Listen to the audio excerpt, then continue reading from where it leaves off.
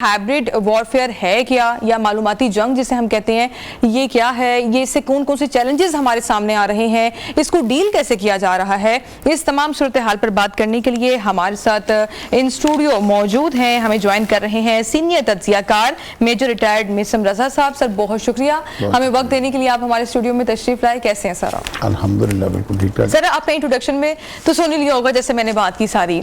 अब ये जो न्यूज़ है उसकी कोई लिमिट नहीं रह गई। एक तो न्यूज़ होती थी पहले, हम जब देखते थे सिर्फ टेलीविजन स्क्रीन्स पर आती थी और हम उसी पर यकीन कर लेते थे, लेकिन आजकल जो व्यूअर्स हैं और हमारे नाजरीन हैं उनका ध्यान सोशल मीडिया प्लेटफॉर्म्स की जानिब बहुत ज़्यादा है, और वहाँ पर जब जो न्यूज़ आती हैं और बेतहाशा न्यूज़ आती हैं, और फिर जब न्यूज़ आती हैं तो फिर गलत मालूमात का एक बाजार सरगर्म हो जाता है और बहुत से लोग उन्हीं चीज़ों पर यकीन कर लेते हैं।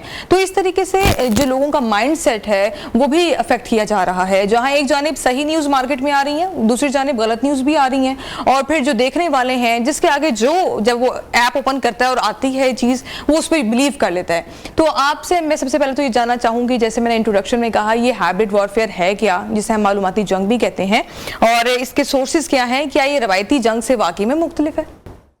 Thank you very much. बड़ा ही मेरा ख्याल है कि ये जो आपका क्वेश्चन है और ये जो आपका टॉपिक है, आज की जनरेशन को ये जानने के लिए बहुत ही ज़्यादा इसकी ज़रूरत थी, और बड़ा वैलिड क्वेश्चन आपने किया है, क्योंकि अभी रिसेंटली 1 साल हुआ है हम एक बहुत बड़ी जंग में नबरआज़मा थे, और अपने से 10 गुना बड़े दुश्मन से हम नबरआज़मा थे, जिसने पिछले 40 साल से एक प्रोपेगेंडा किया हुआ था कि मेरी इकॉनमी इतनी बड़ी है, मेरी फ़ौज इतनी बड़ी है जी। और जब वक्त आया मार्का हक का मई 2025 में, तो आपने देखा कि चंद मिनटों में हमने किस तरह उसको ढेर किया, बिल्कुल, और राख बना के भेजा, और इससे बहुत ज़्यादा हम क्वांटिटी में और क्वालिटी में कर सकते थे, मगर हमने लेट गो कर दिया, माफ कर दिया।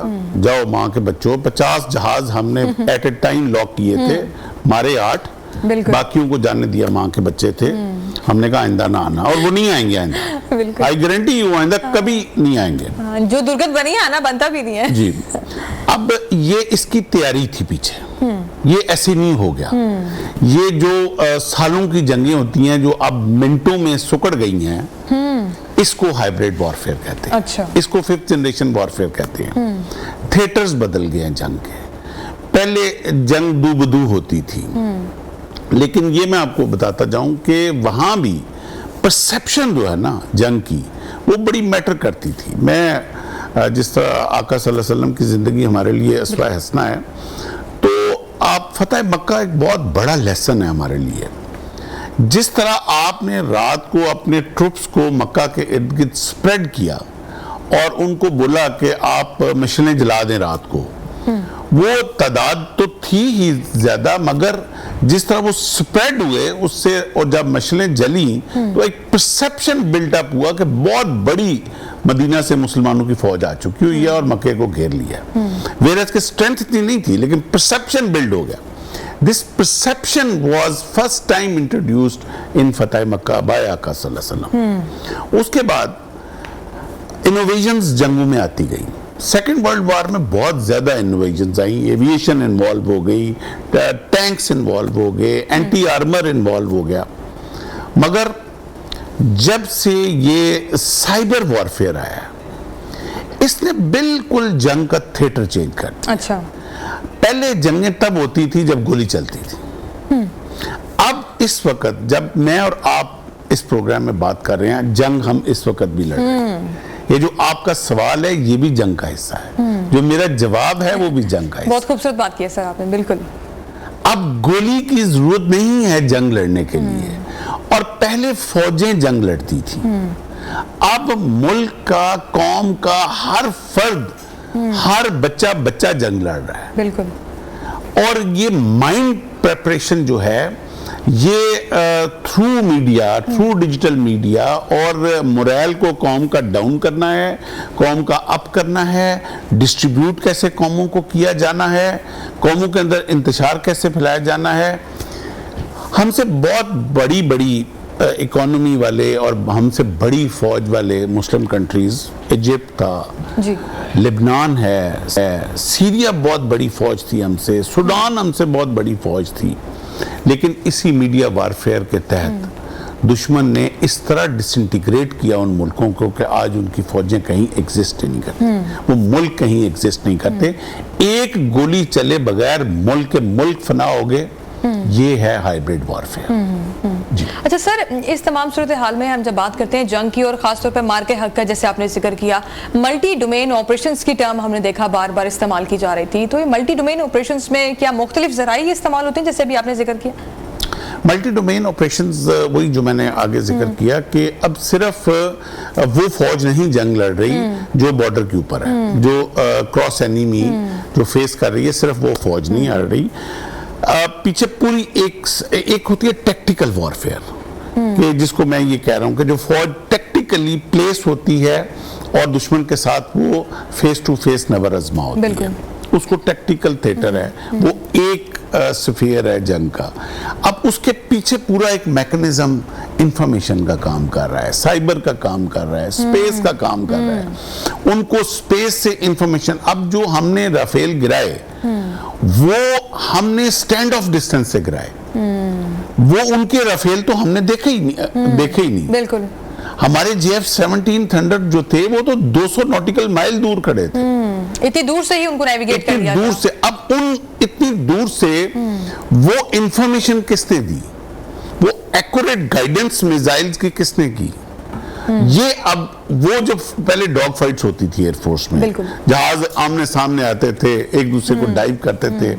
आप सेकेंड वर्ल्ड वॉर की मूवीज आपने देखी होंगी, उसके बाद 71 की मूवीज देखी होंगी, 65 की, वो डॉग फाइट्स की थी। अब इतने डिस्टेंस से 200 नॉटिकल माइल, अब तो 300 नॉटिकल माइल की भी पाकिस्तान के पास कैपेबिलिटी आ चुकी हुई है, तो इतने डिस्टेंस से दुश्मन को मार गिराना, जेर करना, ना बॉर्डर क्रॉस किए बगैर जंग जीत जाना, ये अब डिफरेंट थिएटर्स ऑफ वॉरफेयर की जंग है। बिल्कुल।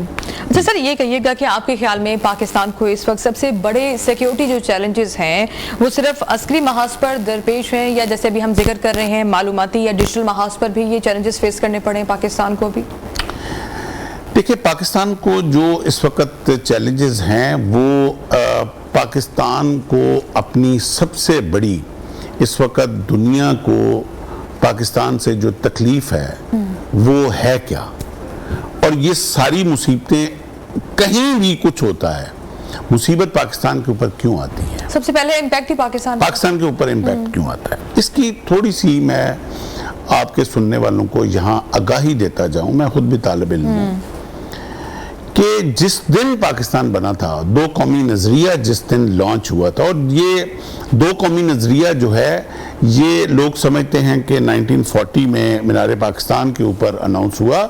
मैं ये समझता हूँ दो कौमी नजरिया असली ये प्रैक्टिकली उस दिन लॉन्च हो गया था जिस दिन मक्का से आका सल्लल्लाहु अलैहि वसल्लम ने हिजरत की थी मदीना। हालांकि वो मक्का में शुरू से रह रहे थे उनके आबा-ओ-अजदाद, लेकिन why he decided to migrate from Mecca to Medina कि अब तुम और हम एक नहीं है, we are a different nation. इस जिसकी इब्तिदा मेरे आका सल्लल्लाहु अलैहि वसल्लम ने की थी, उसकी इंतहा आके 1940 में दो कौमी नजरिया पाकिस्तान और भारत के दरमियान सही। इसको डाइजेस्ट नहीं किया दुनिया ने, ये मैं आप बिल्कुल ऑनेस्ट बात बता रहा हूं। और इसको डाइजेस्ट किन्होंने नहीं किया? जिनको पता है कि पाकिस्तान बना क्यों, पाकिस्तान ने बनने का मकसद क्या है, जिनको पता है और हमसे ज्यादा उनको पता है अच्छा कि पाकिस्तान लोगों ने नहीं बनाया, पाकिस्तान किसी डिवाइन पावर ने बनाया और किसी डिवाइन मकसद के लिए बनाया गया, जिसकी सबसे बड़ी मैं मिसाल Israeli first prime minister David Ben Gurion 1967 में वो अपनी केनिस्ट असेंबली, जिस तरह हमारी कौमी असेंबली है ना, उनकी केनिस्ट कहते हैं, केनिस्ट के फ्लोर पे खड़े होके वो अनाउंस करता है, ये यूट्यूब पे ये उसकी ये वीडियो स्पीच मौजूद है। वो कहता है ये जो नौमलूद सब कॉन्टिनेंट में मुल्क बना है पाकिस्तान, अच्छा, इसको हर सूरत खत्म होना चाहिए اور اس کو ختم کرنے کے لیے جو پینسویلا ہم یوز کریں وہ بھارت کا پینسویلا یوز کریں، کیونکہ وہ نیچرلی ان کا دشمن ہے، ازلی دشمن ہے۔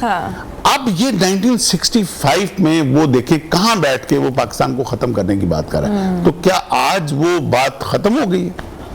آج بھی جب اسرائیلی پرائم منسٹر بات کرتا ہے کہ ہمارے درمیان جو امریکنز اور اسرائیل کے درمیان مس انڈرسٹینڈنگ کریٹ ہوئی ہے، یہ پاکستانی سوشل میڈیا کے ذریعے ہوئی ہے، دیٹ مینز کہ پاکستان پنچ کر رہا ہے ہر ایک کو۔ تو پاکستان کو ختم کرنے کے لیے، پاکستان کو کمزور کرنے کے لیے، پاکستان کو آپس میں لڑانے کے لیے اس وقت بہت ساری طاغوتی طاقتیں آپس میں جڑ چکی ہیں۔ یہ پوری پروکسی اور پوری انیکسی بن چکی ہوئی ہے between Israel, India and Afghanistan. بالکل سر، اور اس طرح کی ہم نیوز آئے دن دیکھتے ہیں، یہ جو گٹھ جوڑ ہے ان پروکسیز کا، یہ بے نقاب بھی ہوتا ہے متعدد ایونٹس میں۔ سر جب بات بھارت کی ہوئی ہے تو اسی پر میں آپ سے یہ بھی جاننا چاہوں گی کہ بھارت کی جانب سے ہم دیکھتے ہیں پاکستان کے خلاف سوشل میڈیا پلیٹ فارم پہ بھی بڑے ایجنڈے کیے جاتے ہیں، فیک نیوز ہم دیکھتے ہیں گردش ہو رہی ہوتی ہیں، تو اس کا بین الاقوامی جو رائے عامہ ہے اس پر کس حد تک اثر پڑ سکتا ہے؟ آپ کیا کہیں گے اس پر؟ بڑا اچھا کوشچن کیا آپ نے۔ 2014 سے 14 سے پہلے کیا ہو رہا تھا اس کا ڈیٹا میرے پاس نہیں ہے۔ 2014 سے بنگلور کے اندر، صرف بنگلور کے اندر 4556 میڈیا ہاؤسز بنائے گئے، ہر میڈیا ہاؤس میں 4000 بچہ کام کرتا تھا اور 3 شفٹوں میں کام کرتا تھا، صرف اور صرف ان کے پاس نیریٹو ہوتا تھا پاکستان کے متعلق نیگیٹو پوسٹیں بنانی۔ اچھا، پراپر ایک ہب کریٹ کیا گیا۔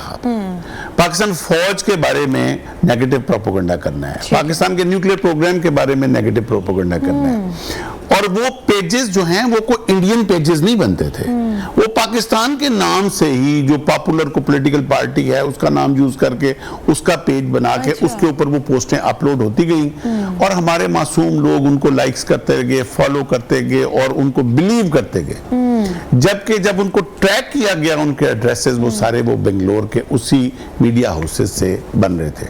اب اتنے بلک میں جب نیگیٹو پروپیگنڈا کا جو اٹیک تھا وہ ہماری قوم کے اوپر آیا، لوگوں نے اس کے اوپر بلیو کیا، وہ اور وہ ختم نہیں ہوا، وہ آج اس کا کوانٹم بہت زیادہ بڑھ چکا ہوا ہے۔ اسی طرح وہ پروپیگنڈا پاکستان کے خلاف ان میڈیا ہاؤسز سے، اور ان میڈیا ہاؤسز کی تعداد بھی بڑھ چکی ہے۔